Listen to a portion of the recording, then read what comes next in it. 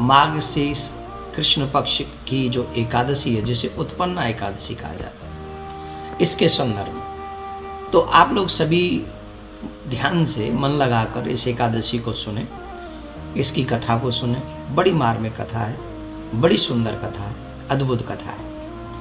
इस कथा के लिए श्रवण मात्र से हमारे तमाम पाप कट जाते हैं। तो हम सभी जो एकादशी का व्रत रखेंगे, वो व्रत रखेंगे 9 तारीख को, 9 दिसंबर को।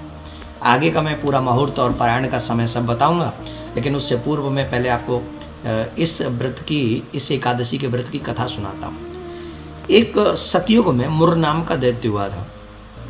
बड़ा बलवान था, इतना बलवान था, इतना बलवान था, पूछिए नहीं। देवताओं को परास्त कर दिया था, अग्नि को जीत लिया था, वरुण को जीत लिया था, चंद्र सूर्य को जीत लिया था, इंद्र को जीत लिया था, और उनको जीतने के बाद में स्वर्ग खाली करवा लिया था। परास्त हुए देवता पृथ्वी पर विचरण करने लगे, परेशान रहने लगे, दुखी रहने लगे। उस समय वो सभी जाकर भूतवावन भोलेनाथ के पास में गए और भूतवावन भोलेनाथ से कहा कि मुर नाम के दैत्य ने हम सबको बहुत तंग कर रखा है, बहुत दुखी कर रखा है, आप हमें उनसे मुक्ति दिलाएं। तो महादेव ने, शंकर त्रिपुरारी ने, काशी विश्वनाथ ने कहा कि देखो, तुम अगर उस दैत्य से सभी कष्टों की मुक्ति चाहते हो तो तुम्हें त्रिलोकीनाथ नारायण भगवान के पास जाना चाहिए। तुम नारायण से जाके प्रार्थना करो। तो सभी देवता क्षीर सागर में नारायण भगवान के पास में पहुंचे।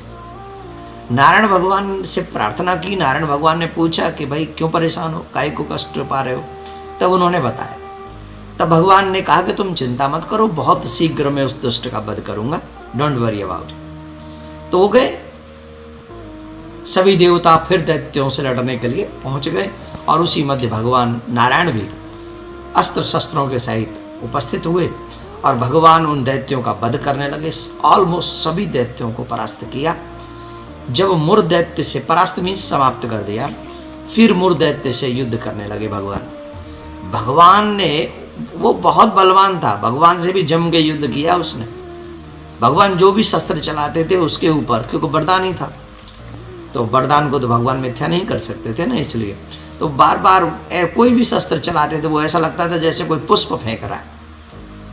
10,000 वर्षों तक उस मुर दैत्य से नारायण भगवान ने युद्ध किया और 10,000 वर्षों तक जब युद्ध हुआ, उसके बाद वो परास्त नहीं हुआ। तो भगवान बोले चलो थोड़ी देर विश्राम करके आते हैं। तो वो बद्रिकाश्रम में चले गए भगवान विष्णु और एक गुफा में जाकर विश्राम करने लगे। लेकिन ये युद्ध की लालसा रखने वाला मुर दैत्य दौड़ कर गया, भगवान के पीछे पीछे गया और भगवान को सोता हुआ देखकर उन पर प्रहार करने के लिए तैयार हुआ। और जैसे ही प्रहार करने के लिए तैयार हुआ, उसी समय भगवान के उस अंग में से बहुत सुंदर तेज निकला और उस तेज में से एक स्त्री का, एक देवी का आकार प्रकट हुआ और उस देवी के आकार ने एक क्षण में ही उस मुर नाम के दैत्य को समाप्त कर दिया।